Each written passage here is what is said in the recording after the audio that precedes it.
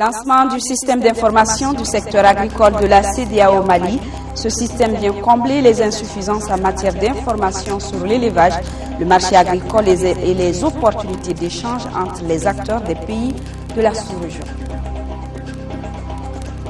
C'est parti pour la 7e édition de la Bourse nationale aux céréales à Ségou. Elle vise la dynamisation des échanges commerciaux entre les zones déficitaires et celles excédentaires de notre pays. Les femmes à l'honneur dans le film documentaire Correspondance, un regard croisé entre les femmes résidant à Montreuil et leurs compatriotes vivant au pays. Correspondance a été projetée hier soir au cinéma Babemba en présence du Premier ministre, chef du gouvernement. Mesdames et messieurs, bonsoir et bienvenue à cette édition. Le président de la République a successivement reçu aujourd'hui le président de la Banque d'investissement et de développement de la CEDEAO BIDC et la directrice internationale d'Oxfam Grande-Bretagne. Si la BIDC est venue signer un accord de près de 5 milliards de francs CFA avec le Mali, l'ONG Oxfam, elle, entend accentuer sa contribution pour venir en aide aux personnes déplacées ou vulnérables. Sidiki Dambélé nous fait le point des deux audiences. Bachir Mifo, le nouveau président de la Banque d'investissement et de développement de la CEDEAO BIDC, est venu rendre une visite de courtoisie au président de la République. Visite de courtoisie avec à la clé un prêt de 5 milliards de francs CFA que la BIDC consent au Mali dans le cadre du financement du projet de développement des bassins du Moyen Bani et de Sélingué. On va signer un accord de prêt entre la BIDC et le gouvernement du Mali dans le cadre du projet de bassins de Bani et Sélingué. La BIDC va financer ou cofinancer ce projet à autour de 5 milliards. On va signer l'accord de prêt aussi.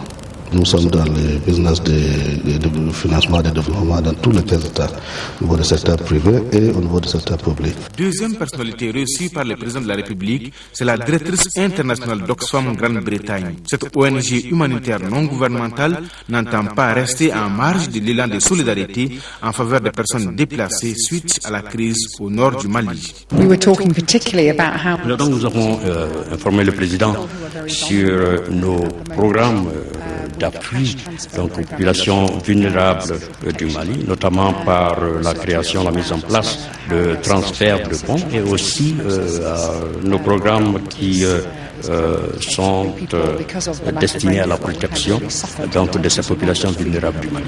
Nous sommes là en tant qu'organisation non gouvernementale impartiale, donc nous sommes obligés d'apporter notre aide de soutien aux populations afin de leur permettre de traverser cette crise. Oxfam intervient au Mali depuis plus de 15 ans maintenant. Elle veut élargir désormais son champ d'action au secteur de la décentralisation. Série d'audiences également à la primature cet après-midi. Le chef du gouvernement a successivement reçu le directeur régional de plan international et le nouveau chef de la délégation européenne au Mali.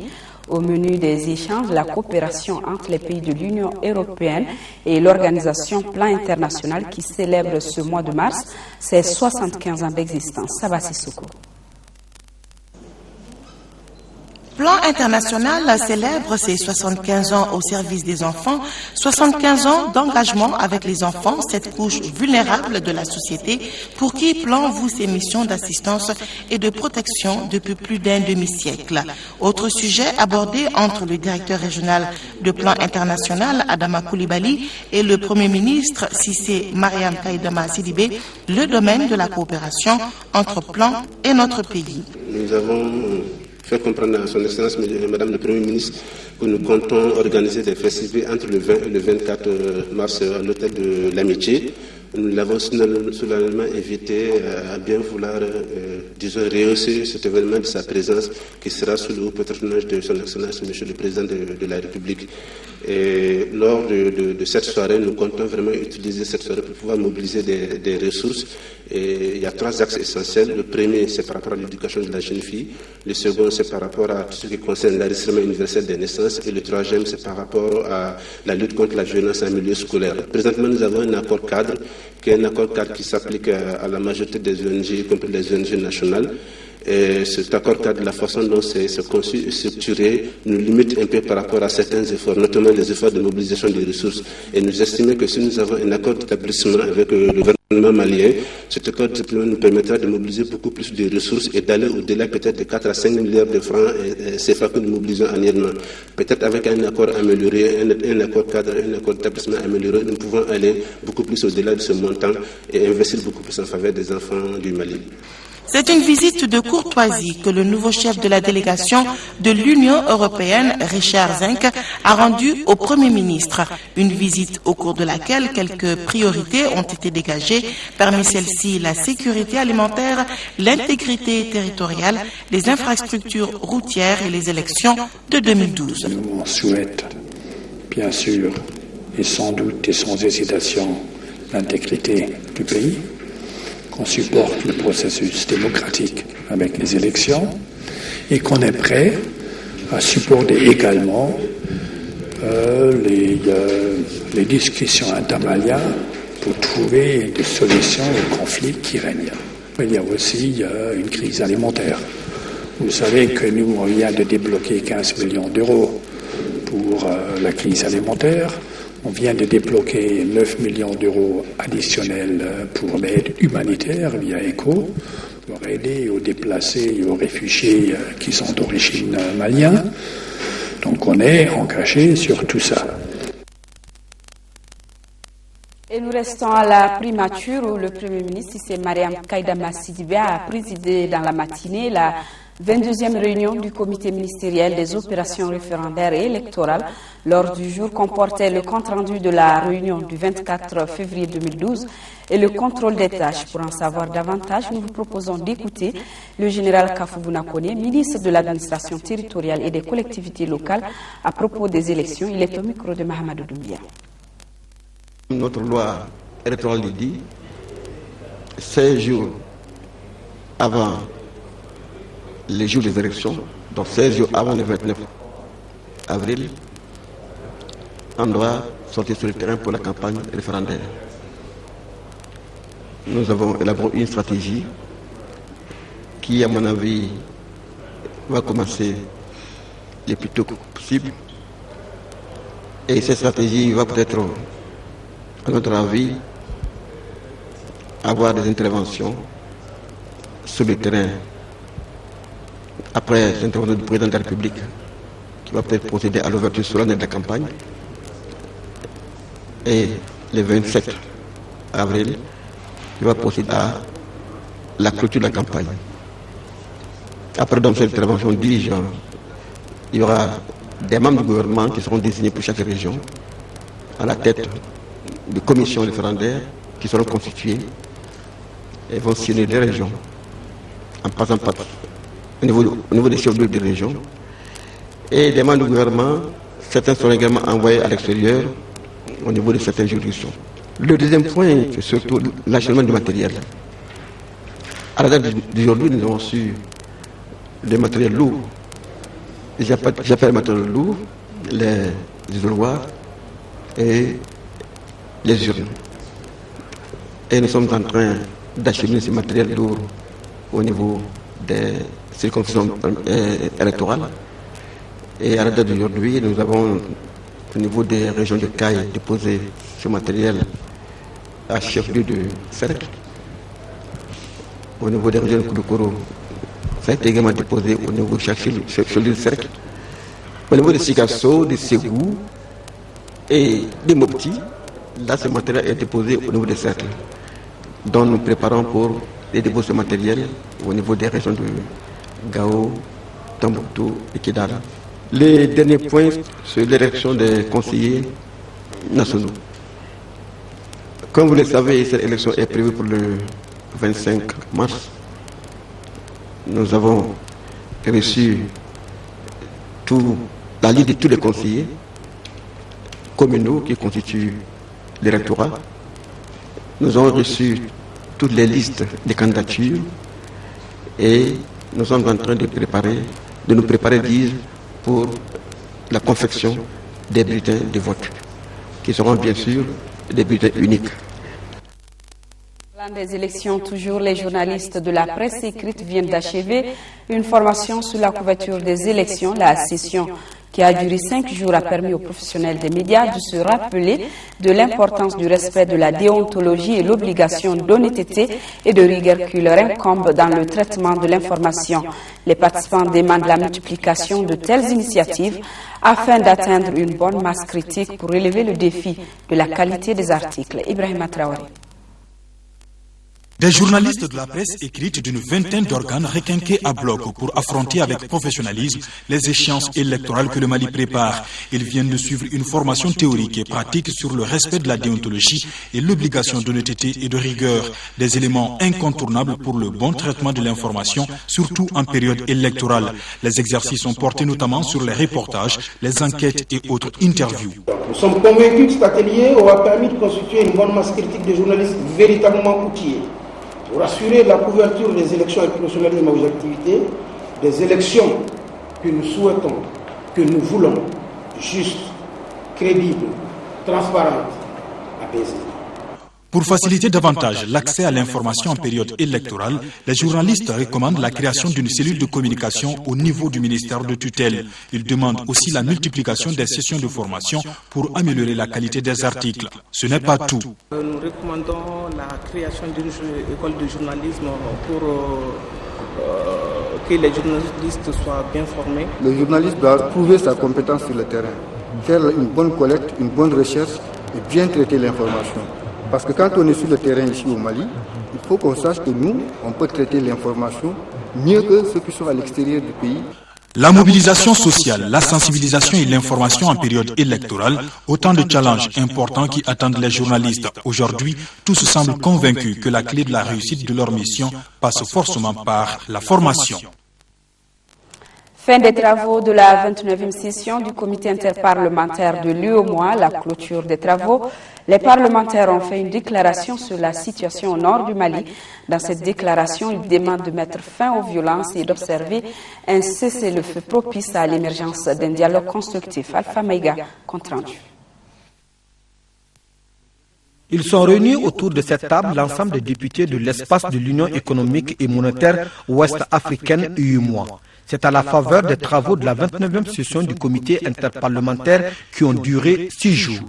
Au terme des 10 travaux, on retiendra essentiellement la participation du nouveau président de la commission de l'UEMOA à travers un exposé sur le fonctionnement et l'évolution de l'Union et ensuite le renouvellement des membres du bureau du CIP. À ce propos, je tiens à vous exprimer nos sincères remerciements pour la confiance que vous avez bienvenue nous manifester. Pour mériter cette confiance, il est attendu des uns et des autres un supplément de dynamisme et d'engagement indispensable pour insuffler un nouvel élan à la marche du comité interparlementaire. La situation dans le nord du Mali et la sécurité dans l'espace UEMOA, il en a été question. Et suite au débat, les participants ont rendu public leur déclaration. Condamne avec la plus grande fermeté l'utilisation de la violence et la visée de partition du territoire malien. Exprime sa solidarité au peuple malien et à ses autorités face à cette douloureuse épreuve. Demande la fin des violences, l'observation d'un cessez-le-feu propice à l'émergence d'un dialogue constructif et à un retour à la paix et la cohésion sociale. En conséquence, les participants à la 9e session ont donné mandat au Conseil parlementaire pour la paix à prendre toutes les initiatives appropriées face à la situation qui prévaut dans le nord du Mali. Fin de la réunion consultative de haut niveau sur la gestion des ressources en eau en Afrique, axée sur les États membres de la région du Sahel. 11 pays y ont pris part. Les participants se sont concertés durant 4 jours sur la mise en œuvre d'un projet qui servira à former, informer et sensibiliser l'ensemble des acteurs pour une gestion durable des ressources en eau. Le reportage de Salimata Daou. Les experts du domaine de l'hydrologie du Mali, de l'Algérie, du Sénégal, du Bénin, du Burkina Faso, du Cameroun, de la Gambie, du Tchad, du Nigeria, de la Guinée-Bissau et de la République centrafricaine se sont réunis autour de l'Agence internationale de l'énergie atomique pour trouver un remède à la mauvaise gestion des ressources en eau en Afrique. Un projet d'une valeur de 2,5 milliards de francs CFA sera donc mis en œuvre et ciblera 5 bassins de la zone sahélienne. Je dirais que c'est un très bon commencement, mais il y a beaucoup à faire durant les prochaines 4 années. Et ce que j'ai vu, c'est vraiment que les 11 pays qui ont été représentés ici ont vraiment une très grande volonté de faire les choses bien et d'avoir à la fin de 4 ans de travail, d'avoir la meilleure utilisation possible des eaux qu'il y a dans la région. La note de concept de ce projet commun s'est référée à la déclaration du millénaire des Nations Unies qui demande la réduction du nombre de personnes qui n'ont pas accès à l'eau potable à l'horizon 2015 et le rapport 2010 sur les EMD qui dit que la sûreté de l'approvisionnement en eau reste un problème qu'il faut traiter d'urgence. Ces documents sont pour nous des feuilles de route qu'il convient de suivre scrupuleusement pour améliorer les conditions de vie de nos populations. Les cours d'eau et les aquifères de nos pays sont partagés avec des voisins. C'est donc face à cette réalité que nous nous sommes résolument engagés à faire de la coopération intra-bassin un cadre de développement durable. Le présent projet, qui se réalisera de 2012 à 2015, va fournir des informations scientifiquement prouvées et des compétences techniques aux États membres, ce qui leur permettra d'avoir une meilleure compréhension de leurs ressources en eau et de mieux les gérer. 5 milliards de francs CFA, c'est le montant d'un accord de prêt signé cet après-midi entre le ministère de l'Économie et des Finances et la Banque d'investissement et de développement de la CEDEAO. Le montant contribuera au financement du programme d'irrigation dans le bassin du Bani et à Selengue. Le reportage avec Amadou Ouattara. Par cette opération, la Banque d'investissement et de développement de la CEDEAO s'engage aux côtés du gouvernement du Mali afin de faire reculer la pauvreté dans le pays et particulièrement dans les zones rurales. Le programme de développement d'irrigation est un vaste programme de développement rural qui permettra à terme l'aménagement et la mise en valeur de 85 000 hectares dans les vallées du Bani et du Sankarani, d'eau affluent du fleuve Niger. Ces nouveaux engagements portent à un total de 54 27 457 unités de compte, l'ensemble des prêts consentis à la République du Mali par notre institution. Ce programme a pour objectif de contribuer à l'augmentation de la production risicole et des autres productions agro-silvo-pastorales. Il vise à assurer la gestion rationnelle des ressources en eau et améliorer les revenus et le niveau de vie des populations dans les zones concernées. Le programme va mettre en œuvre 24 500 hectares de terres rizicoles en submersion contrôlée, 1915 hectares de riziculture en double culture sous maîtrise totale de l'eau, 6820 hectares de bourgoutières pour le développement de l'élevage, 554 hectares de culture maraîchère et 270 hectares de mares piscicoles. Il est entendu du programme, en phase de croisière, une production additionnelle annuelle de 52 000 tonnes de riz paddy, 3 620 tonnes de légumes, 588 tonnes de viande bovine, 6 millions de litres de lait et 880 tonnes de poissons. Le délai d'exécution du programme est de 5 ans. Il touchera directement 110 000 personnes, dont 12 000 exploitations. Le système d'information sur le secteur agricole de la CEDEAO composante Mali a été lancé ce matin. Ce programme sur l'élevage, le marché agricole et les opportunités d'échange vise à renforcer le partenariat entre les pays de la sous-région. Le système d'information sur le secteur agricole de la CEDEAO va permettre d'actualiser les données pour le suivi et évaluation des activités et initiatives entreprises dans le cadre de la politique commune de la CEDEAO en matière d'agriculture. Le compte-rendu de Ramata Konati. Après 5 années d'études consacrées à son processus de conception, le système d'information sur le secteur agricole de la CEDEAO est enfin lancé. Le programme dénommé EcoAgris se veut un outil de gestion visant à actualiser les informations relatives à l'élevage, au marché agricole et aux opportunités d'échange, au système d'alerte précoce, entre autres. La mise en place de cet instrument agricole sous-régional, selon ses initiateurs, s'explique. Avec l'avènement de la politique agricole commune des pays de la CEDEAO, donc ECOWAS Agriculture Policy, et surtout au regard des insuffisances des différents dispositifs d'information existants dans nos pays, et la CEDEAO, avec les institutions partenaires, a décidé de mettre en place un système d'information sur le secteur agricole.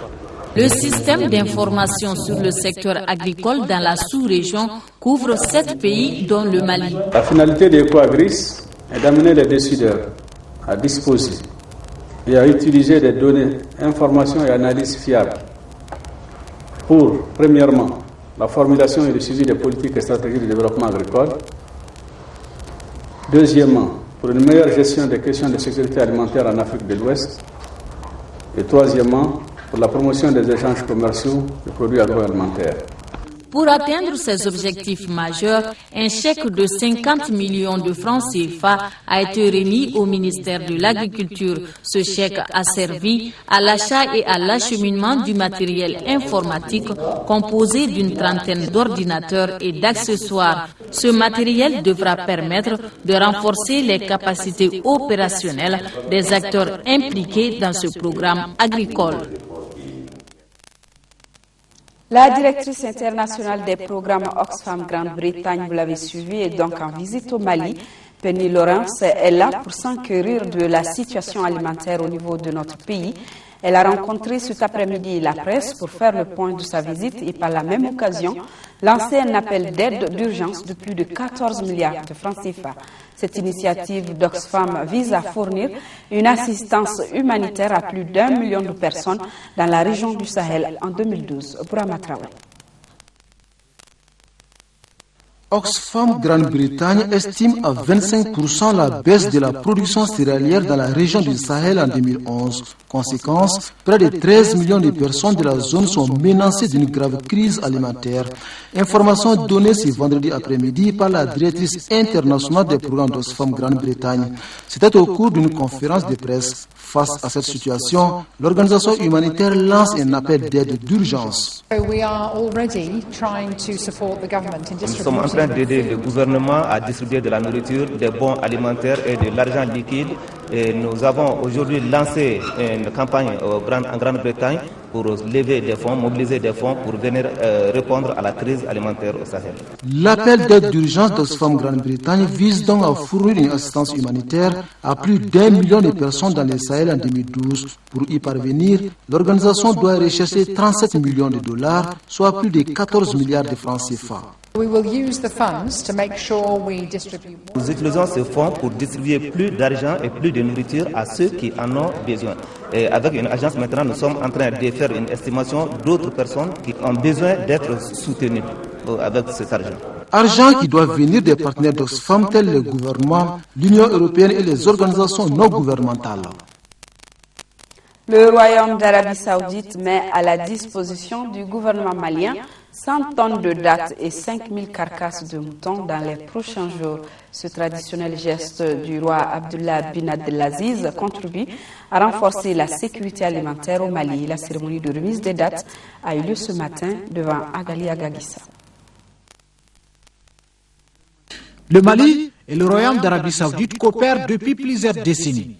Le roi Abdallah Ben Abdelaziz apporte son soutien aux autorités maliennes à un moment difficile. La remise de 100 tonnes de dattes intervenue plus tôt que prévu contribue à la sécurité alimentaire. Nous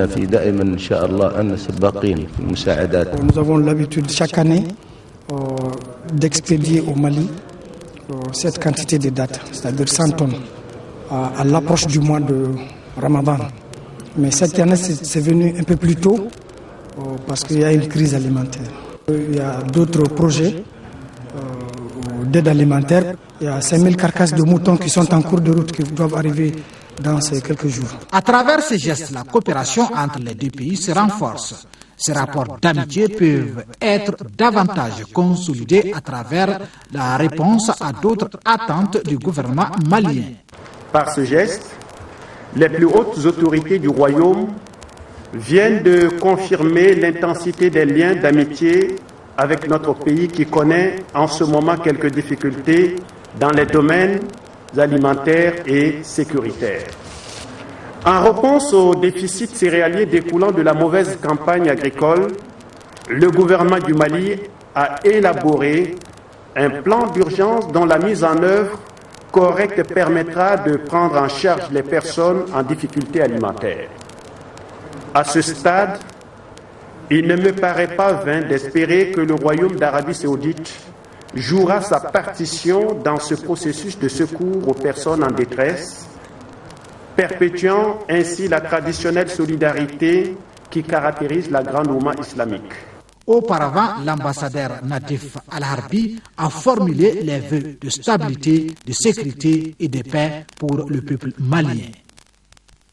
Je vous l'annonçais dans les titres ouverture ce matin dans la capitale des Balanzans de la 7e édition de la Bourse nationale aux céréales. Elle a pour objectif la dynamisation des échanges commerciaux entre les zones déficitaires et celles excédentaires de notre pays. La cérémonie a enregistré la présence de certains membres du gouvernement et d'une délégation burkinabé. Le reportage depuis Ségou de Brahima Kone.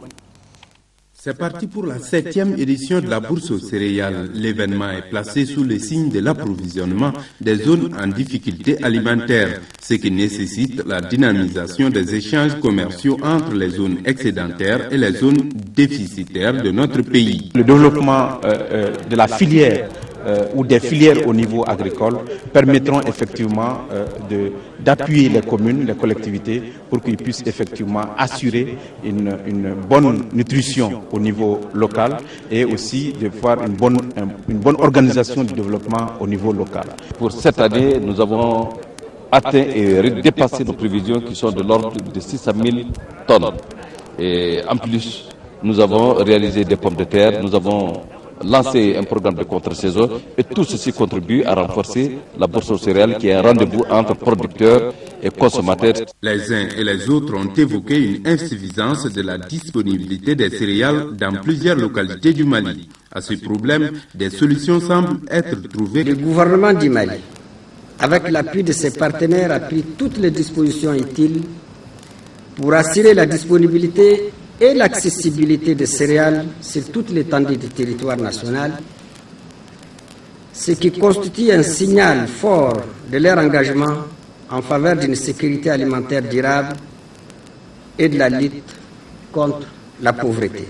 Pour le respect de l'esprit de cette 7e édition de la Bourse aux céréales, le président de l'Assemblée permanente des chambres d'agriculture du Mali invite les uns et les autres à honorer leur engagement. Les échantillons que les producteurs vont montrer ici, il faut que le moment qu'ils vont faire la livraison, que ça soit la même qualité. Et les commerçants qui vont prendre les engagements, qui vont acheter les produits, les semences avec les agriculteurs, il faut qu'ils achètent à leur prix.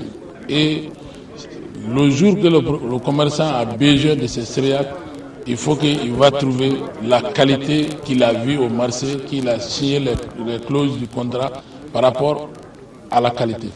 Du Forum national d'évaluation de la bourse aux céréales, on retient que cette bourse a eu plusieurs impacts. Par exemple, de 2006 à 2011, elle a permis la réalisation de transactions portant sur plus de 39 300 tonnes de céréales entre les différents opérateurs. Le centre de formation pratique en aquaculture de Molodo a tenu ce matin la première session de son comité de pilotage. Cette rencontre avait à son ordre du jour l'examen et l'adoption du rapport d'activité 2010, l'adoption du projet de programme 2012 et des discussions autour de nouvelles orientations du département de l'élevage et de la pêche pour promouvoir le sous-secteur de la pêche au Mali. Le reportage de Abdrahman Mega.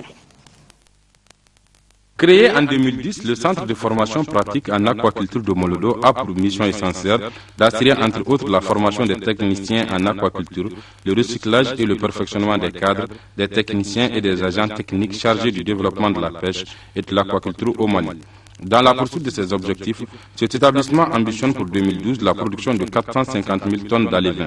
L'exécution de ce plan s'articule autour de 3 axes. Poursuivre la formation en production intensive d'alevin et du poisson marchand, promouvoir la sécurité alimentaire et lutter contre la pauvreté à travers la création d'emplois. Nous nous sommes intéressés au centre depuis quelques mois. Alors, nous avons décidé d'examiner un certain nombre de questions relatives au centre. Il y a d'abord des questions institutionnelles. Le centre est à un niveau de rattachement institutionnel qui nous semble assez faible. Nous avons rehaussé le niveau de rattachement institutionnel.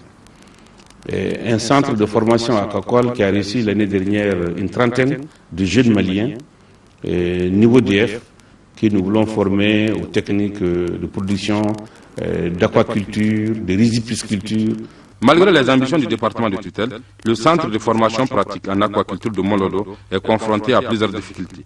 C'est probablement pour nous insuffisance des ressources humaines, financières, mauvais état des infrastructures, sans oublier les difficultés relatives à la production d'alevins et d'aliments poissons. Il y a quelques mois, nous annoncions que les contraintes majeures du sous-secteur sont liées à l'alevinage, la production, la disponibilité des alevins et à la production d'aliments poissons. Aujourd'hui, avec bonheur, nous pouvons affirmer que des Maliens nous ont aidés à régler ces problèmes. Et donc, je pense insérer le centre dans cette filière de production d'alevins et de production de poissons, vraiment bénéficie aujourd'hui de conditions très favorables. En attendant de trouver une solution définitive aux différents problèmes, les responsables du centre envisagent pour cette année de mettre un accent particulier sur la poursuite et l'intensification de la formation aux techniques de production d'alevins et le recrutement des élèves pour 2 cycles de formation. Le programme intégré de développement rural de la région de Kidal, pays d'Erka, investira cette année plus de 906 millions de francs CFA. C'est ce qui ressort de la rencontre du comité de coordination du pays d'Erka qui s'est réuni hier sur place à Kidal. La rencontre a permis de faire le bilan de l'exercice 2011 et d'analyser les prévisions pour 2012. De Kidal, le reportage de Tumugo Sagara. En 2011, avec un budget prévisionnel de plus de 2 milliards 948 millions de francs CFA, le pays d'Erka a pu réaliser 1 milliard 470 millions 400 000 francs CFA, soit un taux de 49,87%. Avec ce montant, il a, entre autres, construit et équipé des SESCOM, des parcs de vaccination, renforcé la capacité des acteurs, équipé des cantines scolaires et réalisé des études de capitalisation des schémas d'aménagement. Il s'agit pour ses membres de passer en revue le budget et les réalisations de l'an 2011 et analyser les activités programmées en 2012. Les objectifs spécifiques sont notamment analyser les actions retenues aux fins de s'assurer de leur pertinence, s'assurer de la conformité de ces activités retenues aux besoins réels, parvenir à harmoniser les différentes interventions des partenaires, capitaliser enfin les expériences acquises pour les interventions dans la région. Pour cette année, avec un budget de 906 millions de francs CFA, le pays d'Erka ambitionne mieux faire, et c'est là dans toutes les composantes du programme. On prévoit quand même de réaliser 3 impluviums au niveau de la région. Il y a aussi des barrages de retenue d'eau par rapport à la gestion des risques. Donc il y a un fonds qui est prévu, à peu près 80 millions, et qui concerne pour les éleveurs, les maraîchers, et quelques formations aussi qui sont prévues quand même par rapport au personnel des services techniques et du programme. À la fin des travaux, le comité recommande au pays d'Erka une synergie d'action entre tous les acteurs, tenir en compte les différentes variables et la situation sécuritaire qui traverse aujourd'hui la région de Kidal. Ces conclusions seront transmises au niveau national. Le ministre de l'Équipement et des Transports a visité ce matin le chantier du tronçon urbain d'aménagement en 2x2 voies de la route nationale numéro 5. Ce projet, qui va du pont Woyo-Wayanko au carrefour d'intersection des routes de Kangaba et Narena, est financé par le Fonds arabe à hauteur de plus de 6 milliards de francs CFA. Les travaux sont exécutés à 30%. Daouda Sidiki Diarra. L'exécution des travaux en milieu urbain relève d'un parcours de combattants vu l'affluence du trafic sur ces tronçons routiers. Ici, à Sebenukuro, les travaux d'aménagement en 2x2 voies de la section du tronçon urbain de la route nationale numéro 5 sont exécutés à plus de 30%. Au cours de sa visite de terrain, le ministre de l'Équipement et des Transports a constaté que les emprises ont été dégagées à 80% et les travaux de terrassement à 92%. Je suis assez satisfait du rythme, même si je veux qu'il soit accéléré, parce que nous voulons que ce chantier soit livré au mois de mai. Je sais que ça va être très très difficile, mais bon, je pense qu'à cœur vaillant, il n'y a rien d'impossible. Long de 4,5 km est financé à plus de 6 milliards 908 millions de francs CFA. Le trafic est voué à un accroissement sur ce tronçon en chantier dont l'ensemble des plans d'exécution sont approuvés. Pour le confort des populations, 2 passerelles pour piétons seront construites, dont l'une au marché et l'autre au niveau de l'école. Vous avez vu, lorsqu'une partie de la chaussée est occupée par les engins lourds, l'autre partie ouverte à la circulation, malheureusement, connaît beaucoup de problèmes à cause du dimensionnement, mais surtout à cause de l'incivisme, pour ne pas dire autre chose. Donc je voudrais ici que et la mairie et la NASER nous aident pendant cette phase-là à diminuer, sinon à réduire de façon significative les accidents sur ce tronçon. 340 kiosques et magasins touchés par les travaux seront réhabilités globalement à hauteur de plus de 5 millions de francs CFA. Il est question aussi d'aménager le carrefour Y et de construire un poste de péage et de paysage dont le site n'est pas encore déterminé. Le ministère de l'Éducation, de l'Alphabétisation et des langues nationales soutient l'armée malienne avec plus de 33 millions de francs CFA. La cérémonie de remise a eu lieu ce matin devant notre reporter Isaac Tienou. Par cette remise, le département de l'éducation, de l'alphabétisation et des langues nationales manifeste son soutien à nos forces armées et de sécurité dans leur mission régalienne. Un geste significatif. Les enseignants et les élèves, toute l'administration scolaire sont aux côtés de leur armée nationale. C'est pourquoi ils ont mobilisé de façon volontaire la somme de 33 975 325 francs CFA que j'ai le plaisir de vous remettre ce matin au nom du ministère de l'Éducation, de l'Alphabétisation et des langues nationales. Par cette contribution, le monde scolaire encourage nos militaires pour la défense de l'intégrité territoriale, une action qui détermine le soutien de tout un peuple pour son armée nationale.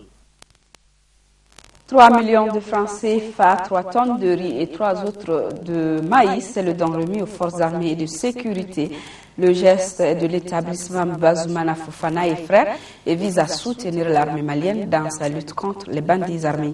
La cérémonie de remise était présidée par le ministre de la Défense et des anciens combattants Agali Agagissa. À travers ce don, l'établissement Bazoumana Fofana et Frères apporte sa contribution à l'armée malienne. Le don composé de 3 millions de francs CFA, 3 tonnes de riz et 3 tonnes de maïs illustre encore une fois le soutien des populations aux forces armées et de sécurité dans la lutte contre l'insécurité et pour le maintien de l'unité nationale. Le représentant de l'établissement Bazoumana Fofana et Frères, Ousmane Chérif Madani Haïdara, a réitéré le soutien de tous les musulmans à l'armée malienne. Il dira que tous les Maliens prient pour la consolidation de la paix au Mali. La cérémonie de remise était présidée par le ministre de la Défense et des anciens combattants. Le général Sadio Gassama a rassuré les donateurs qu'une gestion judicieuse sera faite du don. Et le Haut Conseil islamique et ses partenaires de la société civile qui lancent un appel pour le retour de la paix au Mali ce samedi 10 mars 2012 à partir de 9h30 au CICB. À cet effet, ils invitent les autorités, les confessions religieuses, les notabilités, les chancelleries, les organisations internationales, les partis politiques, les associations islamiques et culturelles, toutes les organisations de la société civile, la presse nationale et internationale à cet événement. Plus de 792 millions de francs CFA, c'est le coût des médicaments antibiotiques et équipements de laboratoire que vient de remettre l'USAID au ministère de la Santé. C'est donc là le fruit de la bonne coopération qui existe entre Américains et Maliens. L'USAID qui œuvre beaucoup dans le cadre de la promotion des activités de santé au bénéfice des populations maliennes. Le reportage de la remise avec Adama Tangara. Ces médicaments antipaludiques et équipements de laboratoire pour plus de 792 millions de francs CFA que vient de remettre l'USAID au ministère de la Santé rentrent dans le cadre de l'appui du gouvernement des États-Unis à la lutte contre le paludisme au Mali, notamment chez les femmes enceintes et les enfants de moins de 5 ans. C'est le fruit de la collaboration entre le Programme national de lutte contre le paludisme et l'initiative présidentielle des États-Unis contre le paludisme. Le gouvernement américain continuera à répondre aux demandes du gouvernement malien pour aider à assurer la disponibilité des médicaments contre le paludisme, des tests de diagnostic rapides ainsi que les équipements de laboratoire. Permettez-moi à cette occasion de vous informer que la lutte contre le paludisme dans notre pays est en train de faire des progrès énormes. J'en veux pour preuve, selon la situation épidémiologique rapportée chaque semaine, il a été notifié par mes services de la première à la 8e semaine de l'année 2012, 117 888 cas présumés de paludisme, avec 44 décès, soit une létalité de 0,03%, contre 182 275 cas présumés. Ce geste traduit une fois de plus le soutien du peuple et du gouvernement américain au peuple du Mali pour l'atteinte des objectifs du millénaire pour le développement à travers la réduction de la mortalité infantile et maternelle. Il va permettre à améliorer la performance des agents de santé dans l'exécution et le suivi de leur mission pour le contrôle et l'élimination du paludisme au Mali. L'ambassade du Japon au Mali qui contribue à l'amélioration des conditions de travail du centre de santé communautaire de la commune rurale de Dialakoroba dans le cercle de Kati. Les deux parties ont signé ce matin un accord de don de plus de 23 millions de francs CFA. Nando Dambeli. Très modeste et sobre, cette cérémonie est cependant pleine de sens. Elle consacre la signature du contrat de don entre l'ambassade du Japon et la commune rurale de Dialakoroba dans le cercle de Kati. Le don consiste en la mise à la disposition du centre de santé communautaire de cette localité d'une enveloppe de 23 566 000 francs CFA à travers l'association d'aide aux filles mères. D'où ces témoignages. Ces témoignages de reconnaissance est également celui de l'ensemble des populations de la commune rurale de Dialakoroba ainsi que des responsables de l'ONG AAFM. J'adresse mes vives félicitations aux agents de l'ONG AAFM, en particulier aux membres de son comité de gestion et au maire de la commune de Dialakoroba. Ce geste confirme l'engagement du gouvernement japonais à assister notre pays dans ses efforts pour le développement durable et la lutte contre la pauvreté. Ce projet d'appel par appui du Japon contribue à la promotion de l'atteinte des objectifs communs internationaux avec le partenaire international, surtout entre les gouvernements du Japon et du Mali. Rappelons que ce don va contribuer à améliorer les conditions d'accueil du centre de santé communautaire de Dialakoroba. Et c'est parti pour la 3e édition de la Foire Exposition internationale de Caille FECAI 2012. 10 jours durant, les exposants venus de plusieurs pays du Mali vont proposer divers articles aux populations de Caille, une occasion de valoriser et vulgariser les produits locaux de Caille. Idrissa Goulou Sissoko. C'est parti pour la 3e édition de la Foire Exposition internationale de Caille ce vendredi. 10 jours durant, plus de 200 exposants venus de l'Iran, du Pakistan, du Ghana, du Bénin, de l'Inde, du Sénégal, du Togo, du Burkina Faso, de la Chine et du Mali vont proposer divers articles au public caïsien. Véritable cadre d'échange, cette foire permettra aux entreprises de mieux faire connaître leurs produits et services à l'effet d'accroître leur part respective de marché. Les autorités régionales, le maire de la commune urbaine de Caille, Ablaye Camara, et le directeur de cabinet du gouverneur de région Kaman Kane se sont tous réjouis de la tenue de cette foire à Caille. La foire Exposition internationale de Caille répond à une préoccupation majeure des autorités régionales et des opérateurs économiques caïsiens de mettre à profit la position géographique de notre région pour faire d'elle la plaque tournante des échanges commerciaux entre le Mali et ses partenaires de la sous-région. La tenue de cette foire vise à offrir un plateau promotionnel aux entreprises maliennes. L'ambition de toute entreprise aujourd'hui, c'est de doter d'une bonne assise sur le marché local afin d'aller beaucoup mieux préparer à l'assaut du marché extérieur. L'organisation de la foire exposition internationale de CAI répond à ce souci des opérateurs économiques maliens qui est aussi celui du gouvernement de la République du Mali. Durant une dizaine de jours, cette foire témoignera du dynamisme des opérateurs économiques tant au niveau régional, national qu'international, à travers leur savoir-faire. Ainsi, conviendrez-vous avec moi que cette manifestation suscite beaucoup d'intérêt parce qu'elle contribue à porter le volume de nos échanges commerciaux à des niveaux compatibles avec nos espérances. Après la coupure du ruban symbolique, la visite des stands a permis au ministre de se rendre compte que les stands sont bien achalandés. Gageons que les uns et les autres feront de bonnes affaires durant les 10 jours de la FECAI.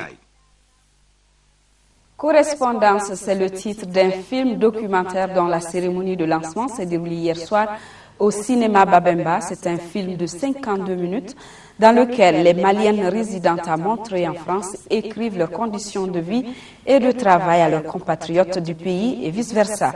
Cette projection, qui s'inscrit dans le cadre de la célébration du 8 mars, était placée sous la présidence du Premier ministre, chef du gouvernement.